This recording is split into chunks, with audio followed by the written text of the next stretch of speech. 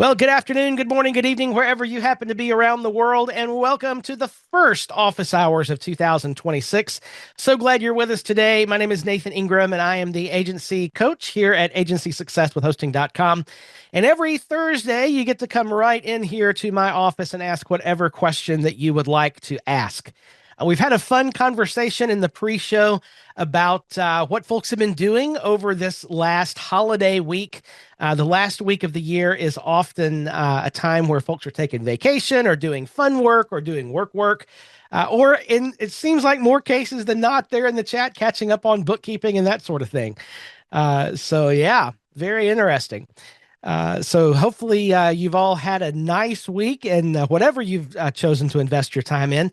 And I'm glad that you're here with us today.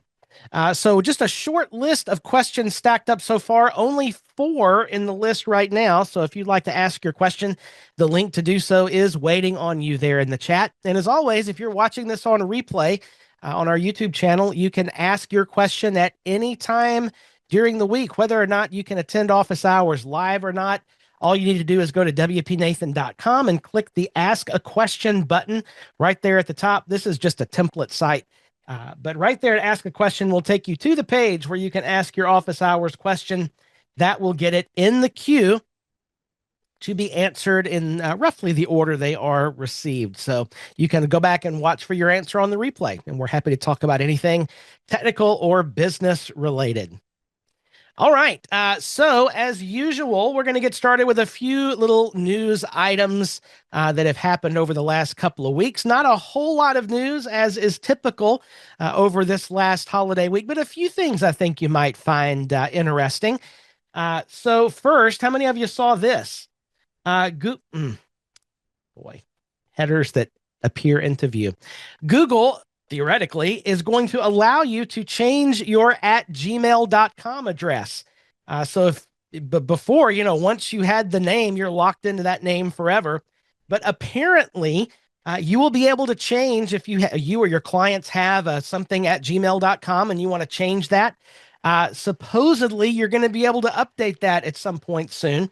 Now, this comes from a support document that was published. Now, yes, this is in Hindi. If you open it in Chrome, you'll have the ability to translate it. But there is a full explanation of, yes, you'll be able to change that whatever @gmail.com to something else. Now, it's not in the support document does not exist currently in English. And the thought is perhaps they're rolling it out to certain countries first, and then we'll gradually make it available globally once they've tested this whole process for any errors. Like, what could possibly go wrong here, right? But it's nice, if you have a history of Gmail usage in your inbox and all the things, and you want to update your account to something else, it looks like you might be able to do that. So that's an interesting development I think we'll see flesh out in the coming year. Another article over the last week that I found really interesting is from my old friend Patrick Rowland, who I'll get to see here in a couple of weeks, which is a lot of fun.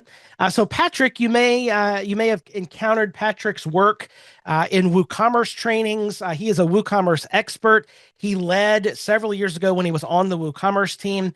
Patrick led several of the WooCommerce releases. He has now started working for a large shoe company and managing their e-commerce business. So he is an employee at this company that started off, by the way, on WooCommerce, and the corporate decision was made to switch to Shopify. Now, in the wake of that migration, Patrick has published on his personal blog a really interesting story that chronicles 3 surprises from this whole Shopify migration of a very large and complicated e-commerce site. Now, you can imagine just how many variations of shoes and that sort of thing with colors and sizes and all the things that this site would have. And Patrick has some interesting takeaways. The first is Shopify can be a lot slower than WooCommerce. I wouldn't have suspected that. So in their case, Shopify nearly twice as slow as the WooCommerce site that it replaced. I find that very interesting. Another takeaway was that Patrick has found that the app ecosystem of Shopify is unreliable. I mean, a lot of folks complain about WooCommerce plugins, but it's not necessarily the grass is greener on the other side when it comes to Shopify. He particularly focused on variations, as you can imagine, for a lot of shoes and sizes and colors. There are a lot of variations here for a shoe site.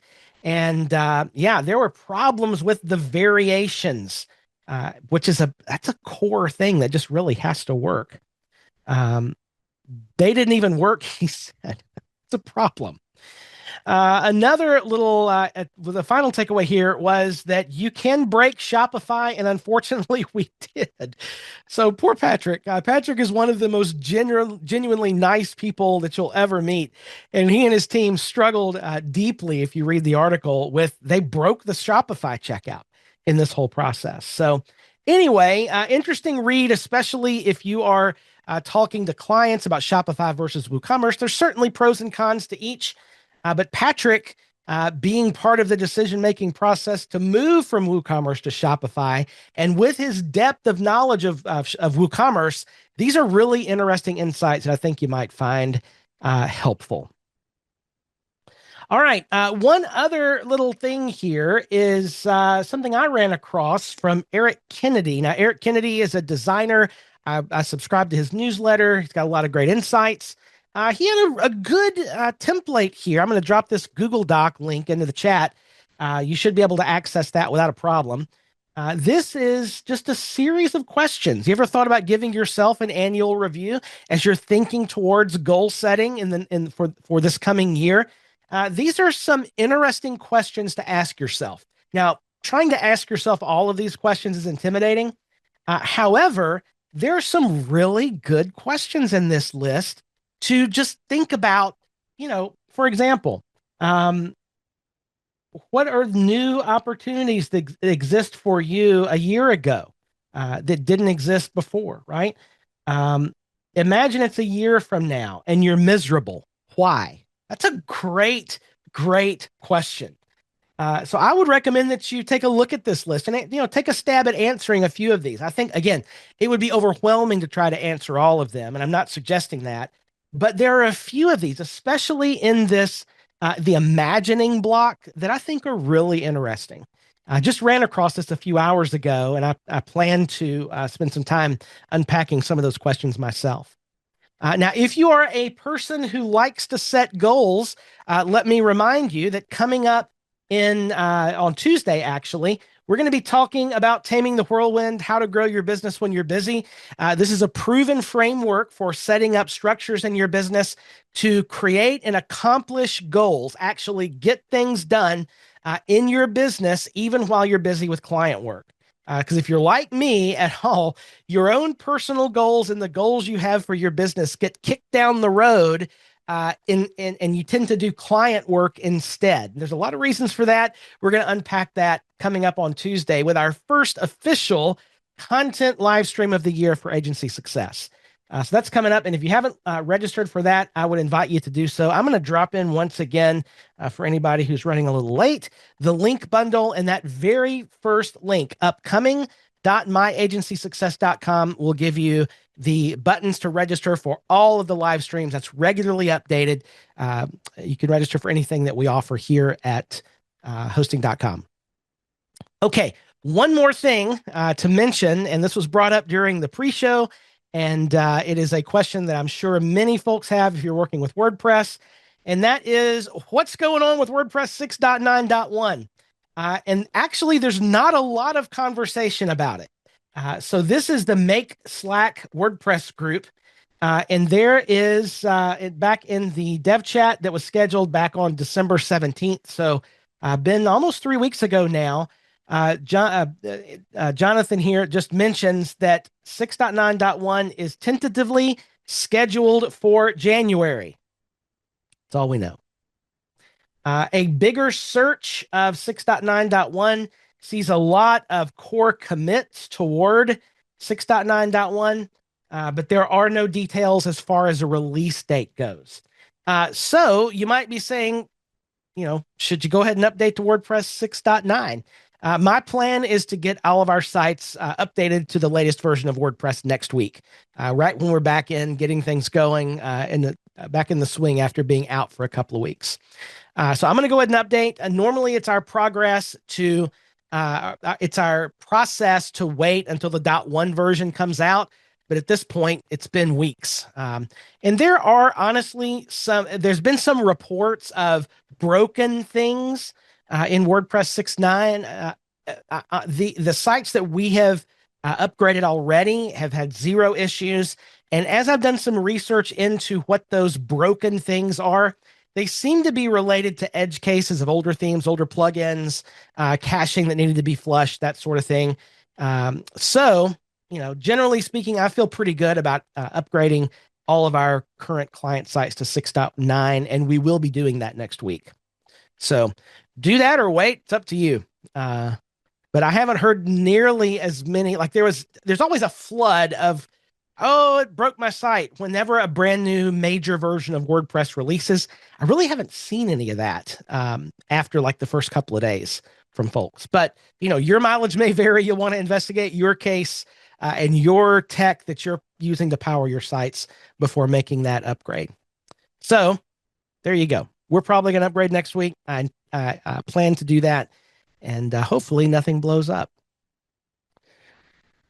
All right. Well, let's move into some questions, shall we? It looks like we currently have 5 questions in the queue. I would invite you, if you have not already asked your question, to do so there in the chat.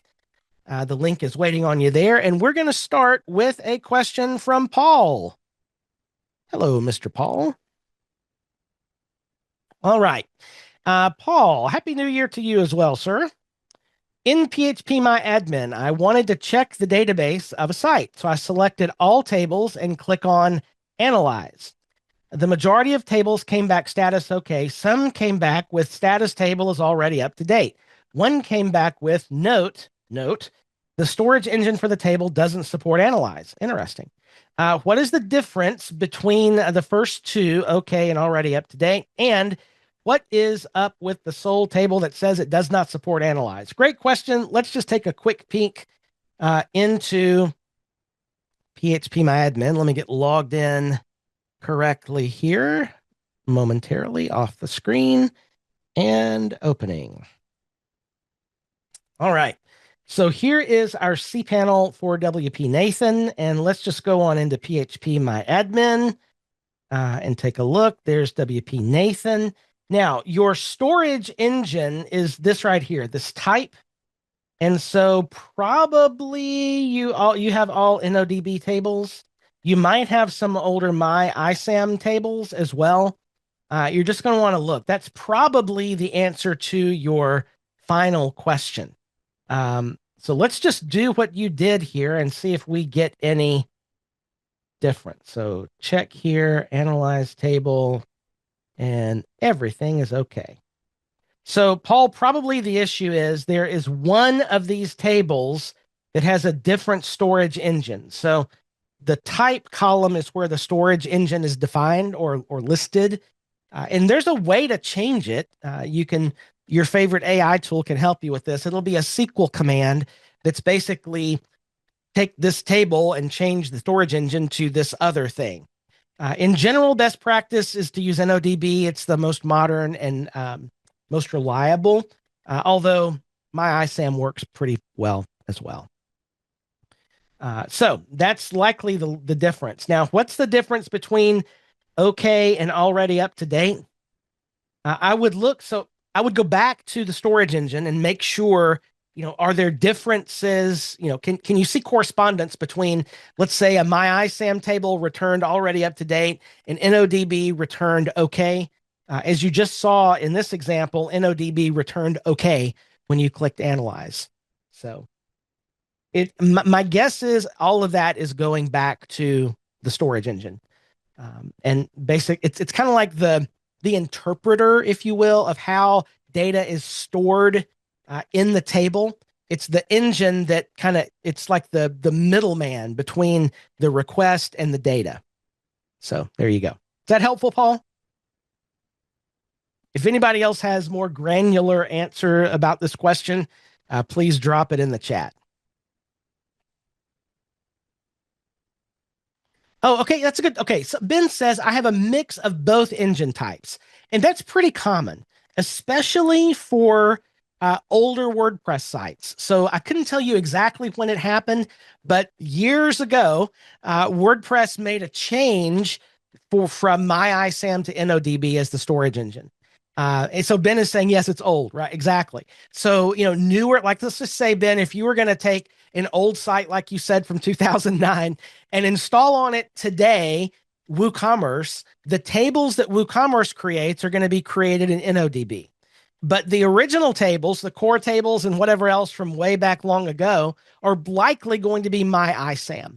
And so it's really simple to change those. You can open up ChatGPT and ask it for a SQL command to tell you how to do that.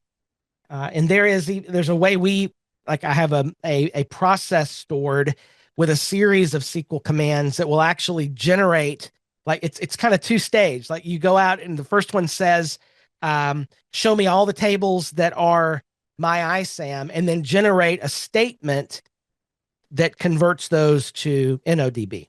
So your favorite, I could share it here, but honestly, if you just open up your AI tool of choice and tell it what you want to do, it'll create those commands for you. And it's a very simple, just SQL command in phpMyAdmin.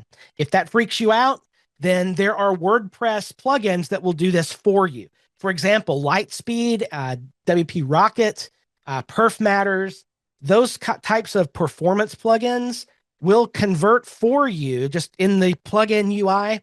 It'll convert MyISAM over to InnoDB. Now, be sure, of course, that you have a backup, right? You're touching the database. You always want to make sure that you indeed do have a backup. And yes, Lightspeed does offer this feature. So you can go right here into Lightspeed, go to database and DB optimization. Let's see if it shows it here. Right here. It would be right here, database table engine converter, and it would show here any tables that are using MyISAM. But again, you're doing things to the database. Always, always, always make sure you have at least a database backup of the site. All right, great little add-on there. And it's very common to have WordPress sites with those two, especially older sites, with the two different kinds of database engines. It's not going to break anything. It works just fine. There are certain advantages to running InnoDB. It's more modern. It's more reliable. Some people say it's a little bit faster. I don't know if we could ever really tell that, but we used to keep a lot of our tables, especially for sites with large tables, in MyISAM because our backup restore tool at that time would populate MyISAM tables more quickly than it would InnoDB, like 1,000 times more quickly. But that was a limitation of the tool. And the backups now, more modern backup plugins don't have that issue. So, was that helpful at all? Did we get anywhere with that answer? Ben, does that make sense? Paul, are you good? Okay. Paul, is MariaDB another type of database? Yes. So MariaDB is a substitute for MySQL. It's like a forked version of MySQL, and it's generally better. So if you have a choice between MySQL or Maria generally is preferred. And you're generally I know, like at hosting.com, you can convert from MySQL over to Maria. It's a fairly simple process, but again, of course, you want to make sure you have a backup of all those things. Yeah, so Ben is saying he has 89 items to convert. That's not out of the ordinary. And in that case, you can just make a decision, Ben. Do you want to just sit there and click, click, click 89 times, which is not a lot of fun? Or do you want to do it, with a more, well, I don't know if it would be quicker. Just depends. You could do them all at once through the process in phpMyAdmin that it's very likely your AI tool can guide you through. All right. Have we talked this one to death? Was that helpful at all? Nothing like a few database questions to get the blood pumping, right? Okay. All righty. Next question is from Tanya. Hey, Tanya. So Tanya created a website for a college kid last year. Simple site for tutors and students to connect with each other. Very good. The budget didn't allow for any bells or whistles like membership or accepting payments or subscriptions, so we kept it simple. Excellent.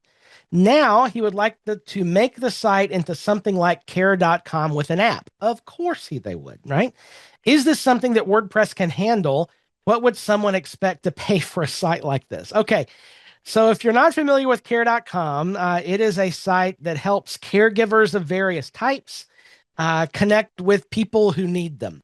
And it used to be like even pet care. Yeah. So senior care, adult care, housekeeping, tutoring, all the things. So this is one of those things of I want to build an Amazon.com and my budget is $1,000. A lot of folks have that. How hard could it be, right? So clearly, this site is there's a lot of tech investment into care.com, millions of dollars, if I had to guess, right? So, what can you do in WordPress that's going to kind of match this? So, Tanya, we start from the ground up of what are what is the must have core functionality set that they need to do, right? So if you had a conversation with this, sounds like a very entrepreneurial student who wants to build a thing that connects tutors with students that need their services, it's great. Could be a great service. Have you talked about a feature set that they need in the core version of this?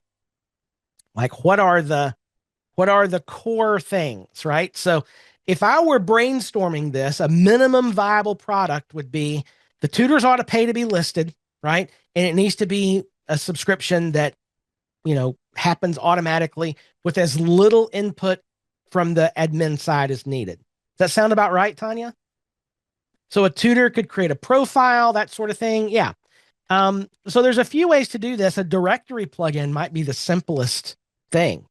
And so this is where you have the conversation with the client of there's probably an off-the-shelf solution we can grab for this. Now, the pros of an off-the-shelf solution are it's going to be less expensive to create. We can get it up and running pretty quickly. You can be out the door and starting to collect subscription payments from people who want to be listed on the site. Downside of an off-the-shelf solution is it is what it is. And there are going to be things about it you don't like. There's going to be. It's predictable. We don't know what they are yet, but there are going to be pieces of this that you're not going to like. And that's just going to be the way it is because it's an off-the-shelf solution. Like there's going to be some things you just have to live with. The other option would be a customized solution where we take a WordPress plugin like Doug is mentioning. Paid Memberships Pro might be great. They do have a membership directory in there, and you have some more customization abilities. That would be but to get anything customized, particularly if you're trying to change the flow of how things work or the core way things look, that can all get really complicated, and complicated means dollar signs. And so it's just there's a theoretical conversation that needs to happen with the client just to get their buy-in on which direction do we want to go here, right? So there's a directory tool. If you're an AppSumo person, you may have seen it on and off AppSumo for a long time called Brilliant Directories. Works great. It's fine. It's not even a WordPress solution. It's a SaaS, and you just create a membership site. It works great. If you want something a little more customized, then something like Paid Membership Pro with its directory add-on could be a great fit. And I love Paid Memberships Pro. We've done several sites with it over the last couple of years. We use it now instead of the old Restrict Content Pro that we used for years. Really like it. And the support is phenomenal. They do a great job with support. Or there could be, the third option of a completely customized tool that can be exactly what they want, but it's going to be much more expensive.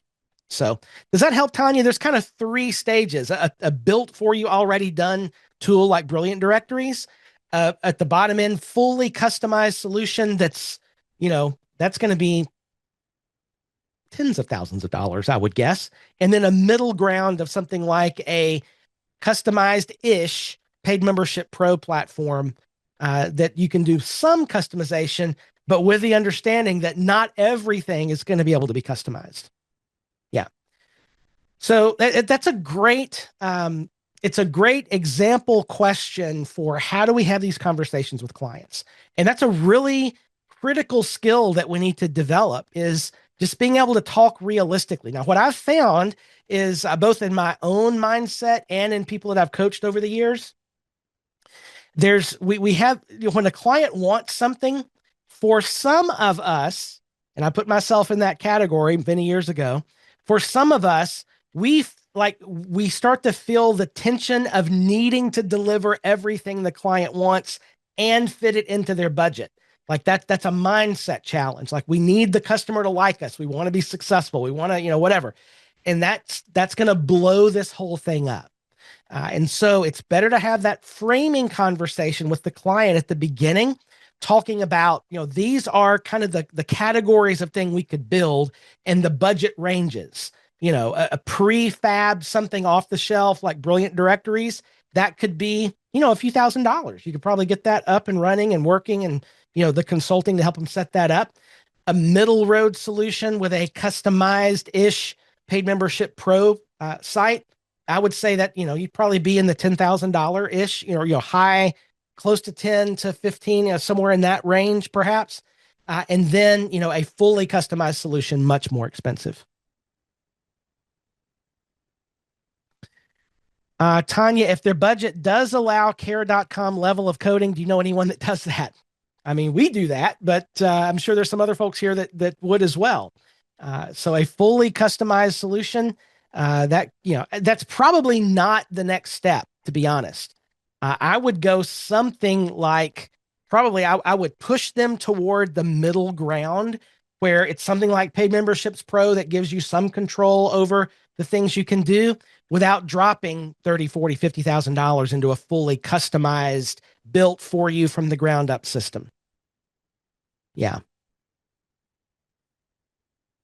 All right. Well, good luck, Tanya. Let us know how that goes.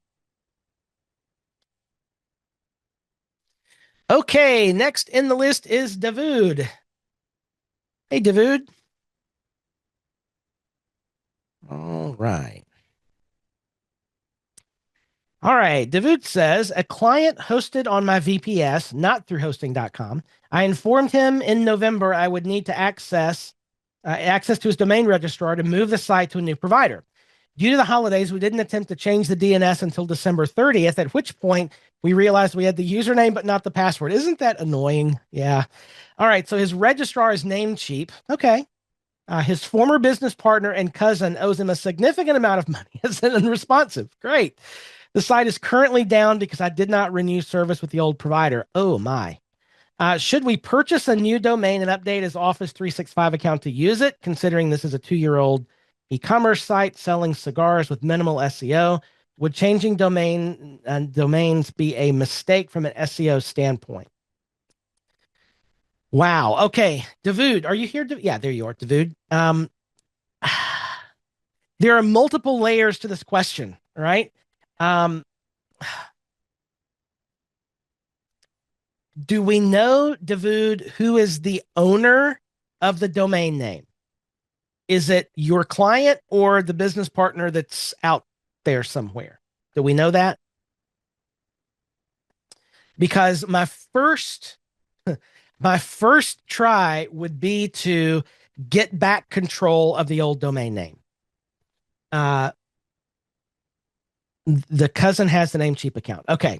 So the cousin is the legal owner of the domain, which means your client has absolutely no, it doesn't belong to him. Even if he owns the business, you would have to go through a legal proceeding in order to get that back, even if you won. It's a long, drawn out process, probably, So if ideally, your client could get the cousin to give access to the domain. If that's not possible, then you're going to have to buy a new domain or get a new domain. And that's problematic because you don't have a lot of options at that point.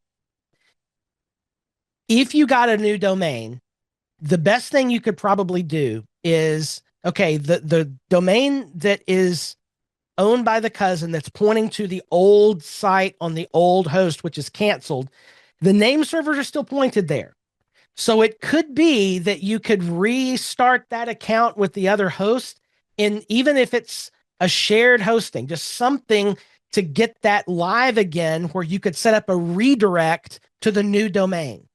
That would help you preserve some SEO. And if you can do that, that needs to happen immediately. Because the longer that site is down, the bigger of a hit it's taking with its rankings. So first of all, does that part make sense, David? If you can reactivate with that previous host, the name server should still be pointing there, so it should just start to work again. And if that's possible, then you can just wipe the site from there, set up a redirect to the new domain where you can put the new site. Okay, you don't have the funds to do that, nor does the client. Okay, so at this point, it's really it's the client's issue, which you are welcome. You're able to help solve to the level that the client wants to pay for it or go through hassle. So at this point, yeah, you just have to set up a new domain because you don't have any other options. Ideally, you'd be able to point it, but if that's not possible, then yeah. David, who was the previous VPS with? Do they offer a shared hosting account?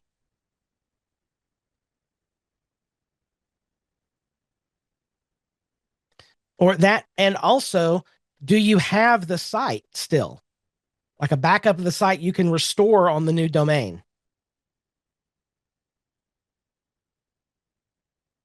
So we don't, yeah, if you can put that in the chat, that might help a little bit. But otherwise, it's like you're starting a brand new site.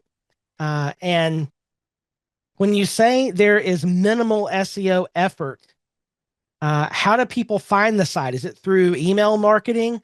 Or by minimal SEO effort, do you mean it just works and people find the site and buy cigars? VPS with SiteGround. Okay.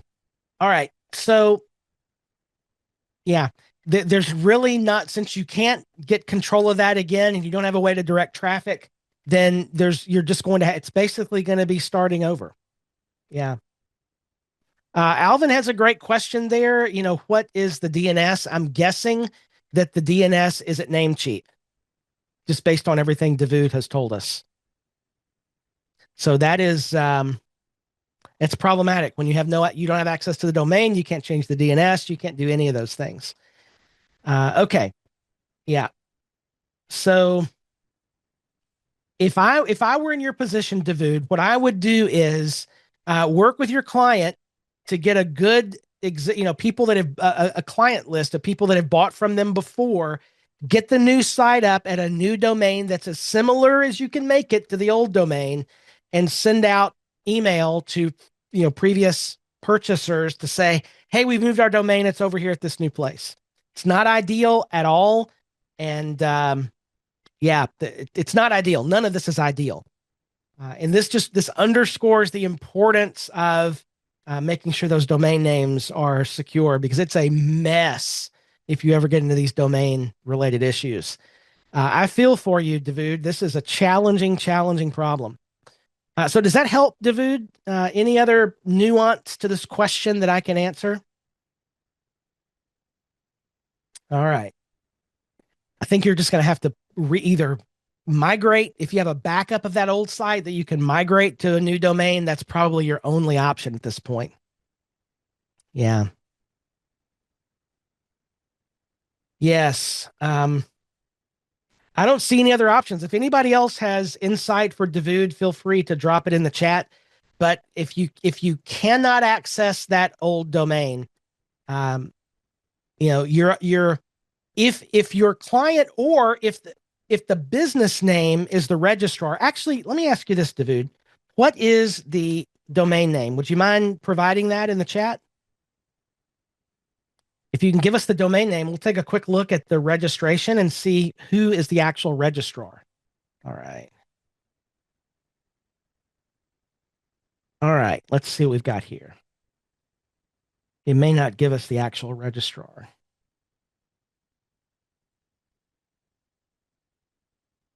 Sometimes you can still get lucky and see a registrar's name, but many registrars have started um, hiding that information.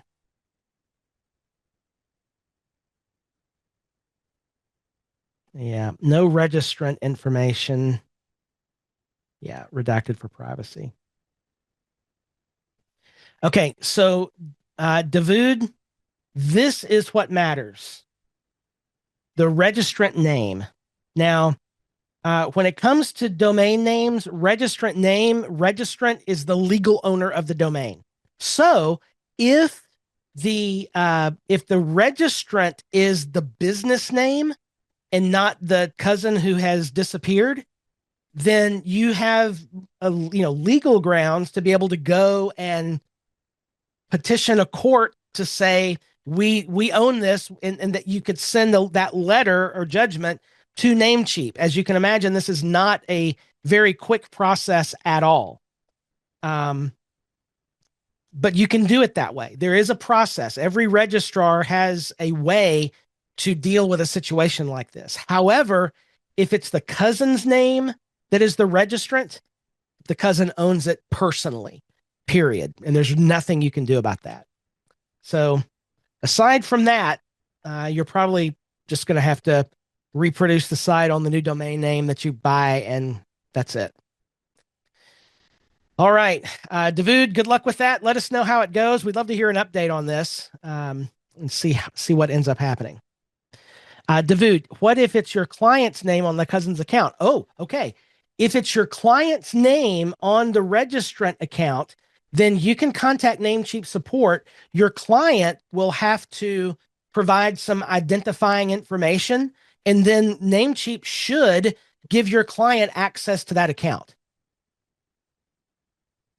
So every registrar has a process to deal with this sort of thing.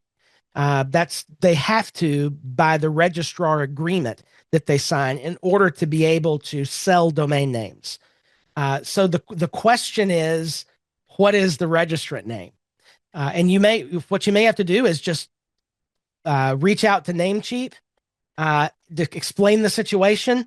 You're definitely not the first person to deal with this. I'm sure that they have a department that deals with this all the time. And just say, are we the registrar? Are we the registrant? And if so, what is the process for us to get control of the domain name? All right. Well, good luck with that, David. Next up is Jamie. Hey, Jamie. All right. Many things here.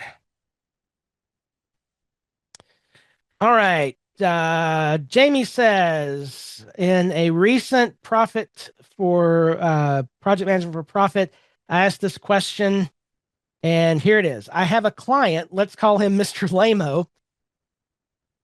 Okay. With a very small brochure website. He does residential masonry work in the Northeast. So his business is seasonal, and it is hosted on Weblium. Never heard of it. Okay. Prior to 12/1, every year I sent out invoices for annual hosting, maintenance, security. Yep. With annual renewal payment due by 12/31.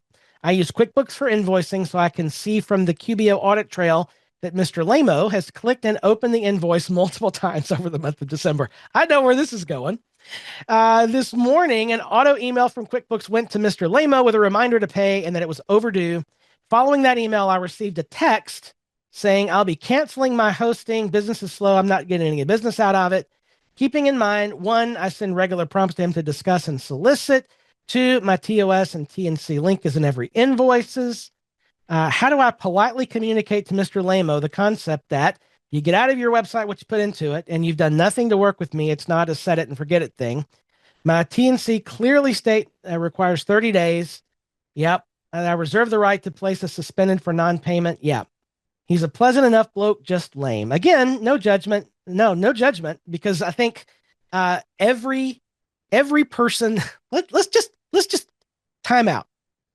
How many of you have met this same client before? Let me just hear a yes in the chat. Yeah. Okay. So it's not just you. we've all met this client. Yes. And so here's the thing.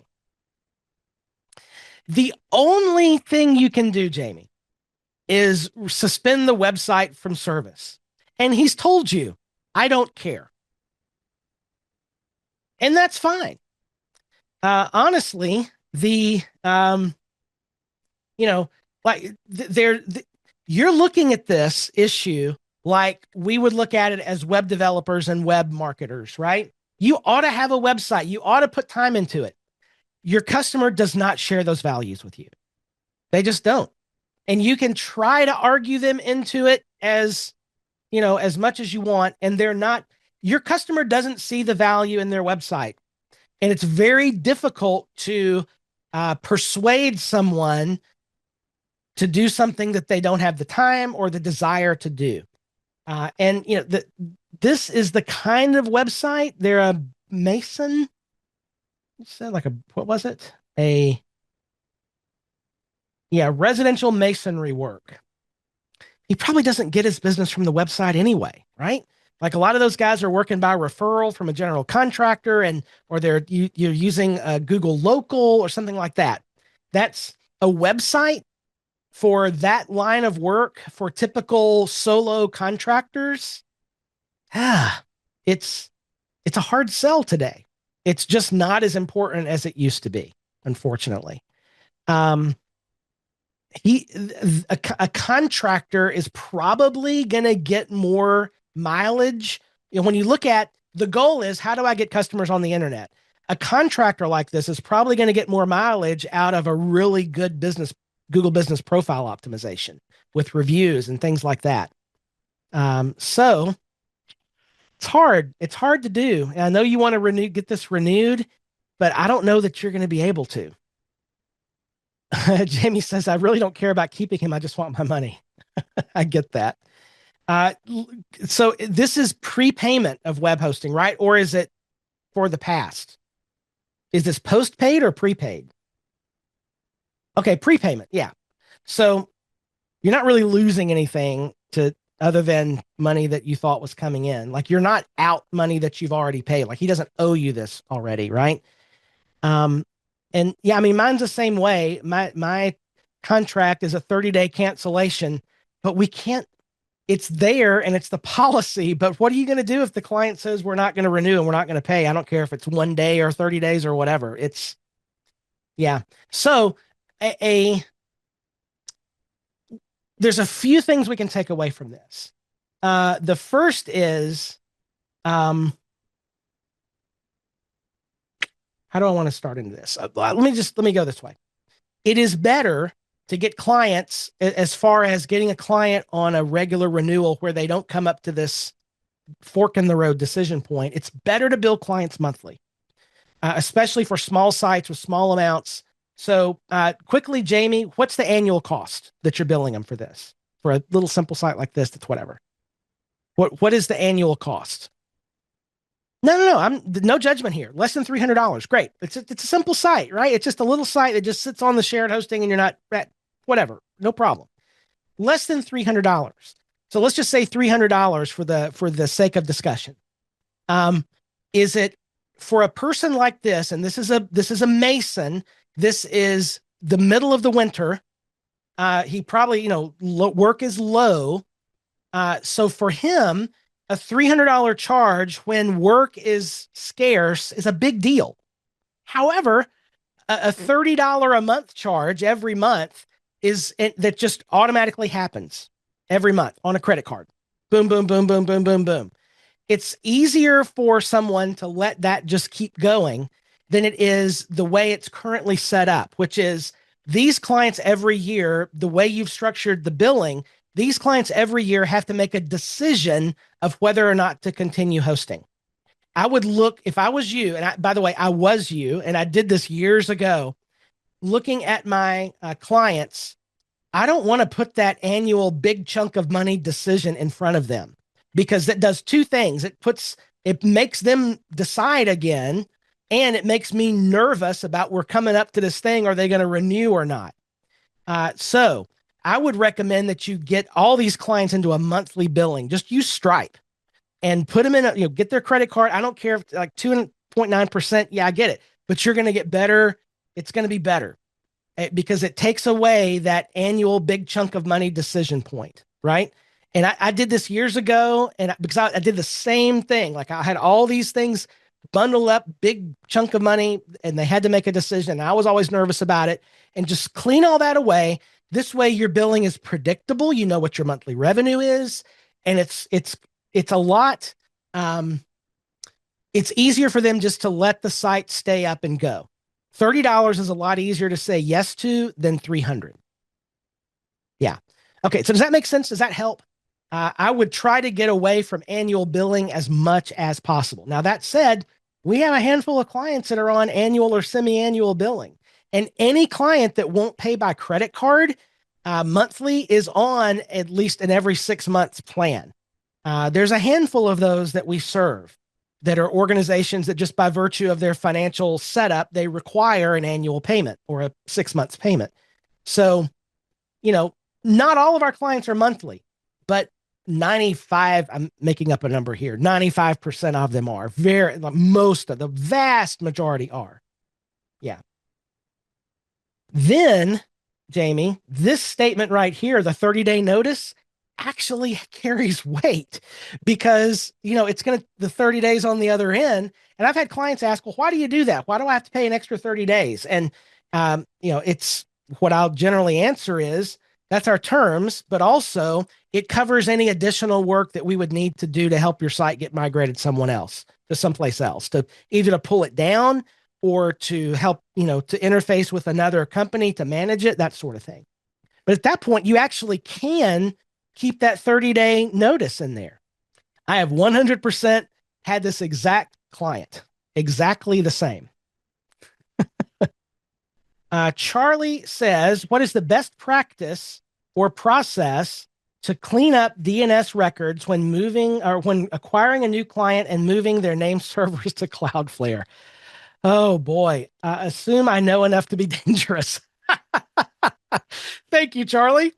Okay, so cleaning up DNS records. So Charlie, I think I know what you mean, but is what you're actually asking, what's the best process to look at the current DNS records, pull away any that are old, they're hanging around, or it's coming from somebody else's cPanel account and it's got 8,000 cPanel related, DNS records. Is that what you're after? Okay. Yes. So unfortunately, there's not an easy way to do this.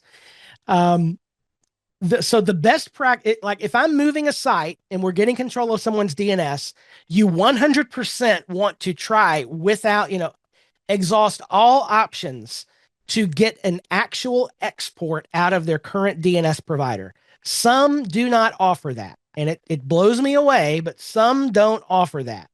But you want some sort of file just to make sure you get everything just how it was and dump that into Cloudflare. Okay. Now, I don't do any changes or cleaning or anything, at least to let the dust settle, right? Because if there is a problem, I don't want to worry, did I delete something or whatever? So I'll know that what's in Cloudflare equals what was in the old provider. And if in the course of a project, we're moving, like the client has an existing website, we're going to get control of that DNS as one of the first things in the project, because y'all know it takes forever sometimes for clients to get hold of their domain name and login, as evidenced by a previous question here during today's office hours. So we want to absolutely get control of all that DNS early.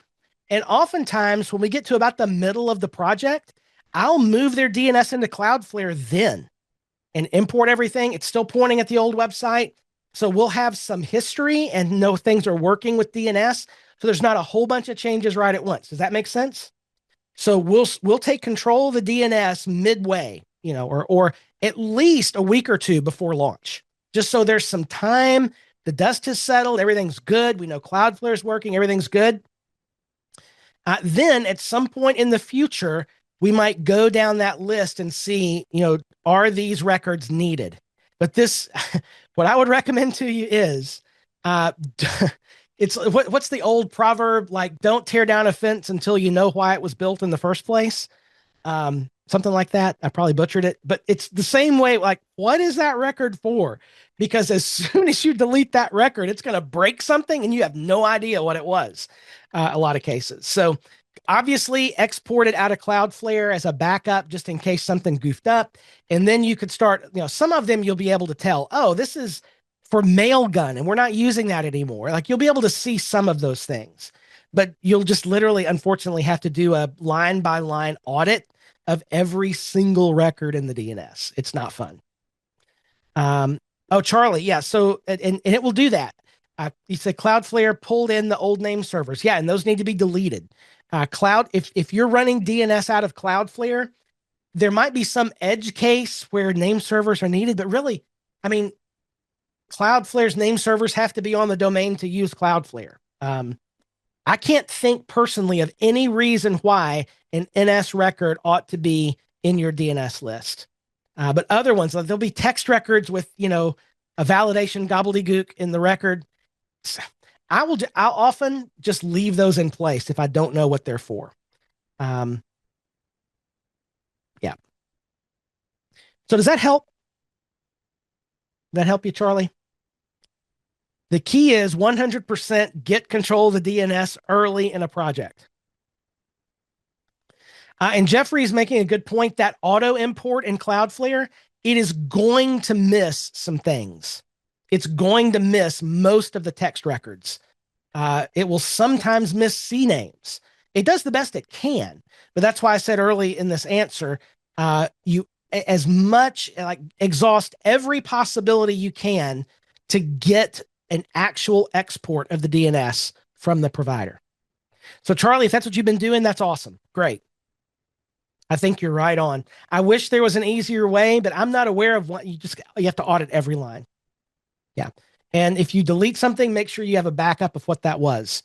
I've also found, in Cloudflare, there's a little place to leave a note under each record. If you're going to do this process, you might as well note what they're for if there's any question of the ones that you've validated and they're necessary. Yeah. Great question. Thank you, Charlie. All right, we're getting close to time and we have 3 questions left. So we'll try to answer these in a slightly more abbreviated fashion. Okie dokie. Jamie. So Jamie has signed up with Hosting.com's managed hosting. Excellent. Those plans no longer appear to be published on the Hosting.com site. Could you direct me so I can see exactly what I'm getting with my plan? Interesting. I like to be able to go back and refer to it. So Jamie, that's a good question. I haven't noticed that. Is it you got the managed hosting for WordPress by Rocket.net?